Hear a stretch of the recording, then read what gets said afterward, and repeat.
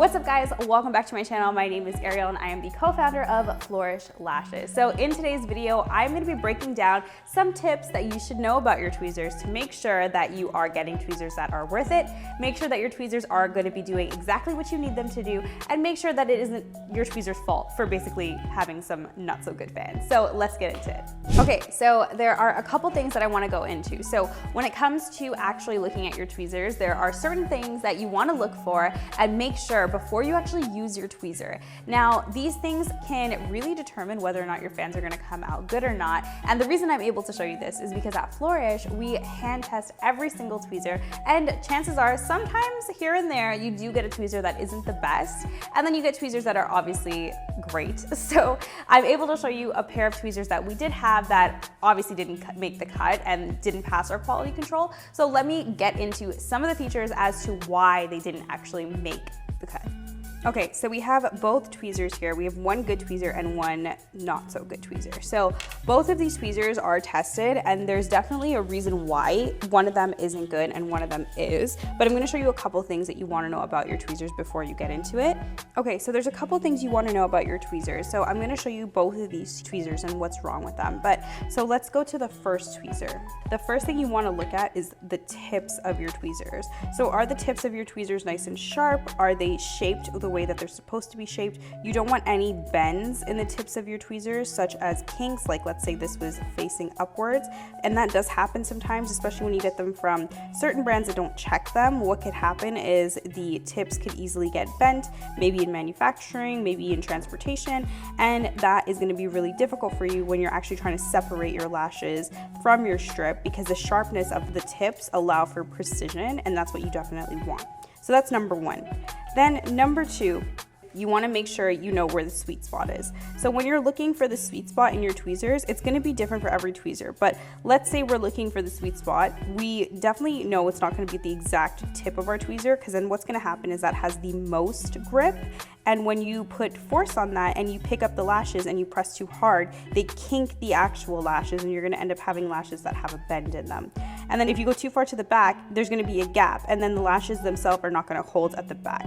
So it's going to be somewhere in the middle, and like I said, every tweezer is different, so it's going to take some trial and error, but you want to do your best to try and figure out where the sweet spot is, but that again will take some trial and error. So okay, now the last thing I want to talk about before I show you guys is that you want to look for the gap between the tips of your tweezers. Now what I mean is when you close your tweezers like this, there should be no, I'm going to say 0 to minimal gap.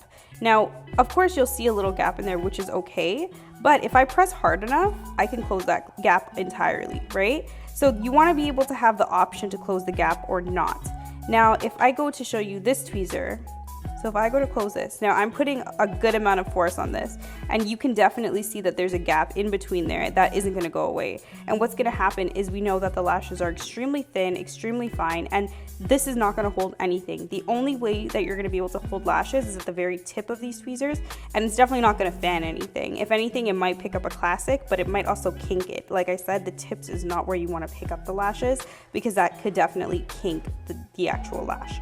Now again, I'm going to show you these ones. They definitely close a lot more, and let's show you together. You can see the difference. I'm definitely putting the same amount of force in both tweezers, and you can see how much the second tweezer, this one here, closes compared to this one. This is a huge deal when it comes to fanning lashes, and it can make or break your fans. So let's try it on some actual fans. Okay, so let's try the good tweezer first, which is this guy here. So I'm gonna go ahead and I'm gonna shimmy my lashes. So using the tips of my tweezers to separate, and then I'm gonna shimmy them, and then I'm gonna grab and pull off. Now all of my lashes came off. I'll do it again. So I'm gonna use the tip to separate them. Gonna shimmy, find my sweet spot, shimmy until I like it, and then I'm gonna grip and pull off. Again, all the lashes came off, nobody's left behind, and they shimmied pretty nicely. Okay, then we're gonna use this one with the big gap. So I'm gonna use the tips to separate, and I'm gonna try and shimmy, and then you can see that lashes definitely did not hold. Let's try it again. I'm gonna try and do it with a tighter grip. So I'm gonna go ahead, shimmy, it shimmies really nicely in fans, but see, they're not picking up. So I'm gonna try again, but I'm gonna try even closer to the tip. because the tip is obviously where we know the lashes are able to hold. So they actually held, but you can see that the fan is already falling apart because it only has tension in the top here. Here it's loose, see, it's just gonna fall. But in the front is where it's holding on. So that's why this part is actually firm and the other side is not. So that is definitely a tweezer that's not gonna help you when you're making volume fans. Okay, so I'm gonna use my good tweezer to go ahead and pick up the lashes again. As you can see, there's like minimal gap in there and they're nice and sturdy. So I'm gonna use the tip of my tweezers to separate the lashes. And I'm gonna shimmy and I'm gonna pick up. Everyone picked up really nicely, and I could dip this into my adhesive and it'd be a beautiful fan. Okay guys, that is it for this video. I hope that it was helpful. I hope that it actually helps the next time you purchase a tweezer. I do recommend you do take a look at your tweezers before you use them. That way, if you do have any issues or you find anything a little bit off with your tweezers, you can definitely contact the store that you purchased them from and let them know. So you're not sure if it's you or the tweezer that's actually giving you a bad result. So if you guys like this video, don't forget to like, comment, share, and subscribe, and I'll be back with something new next time. Bye.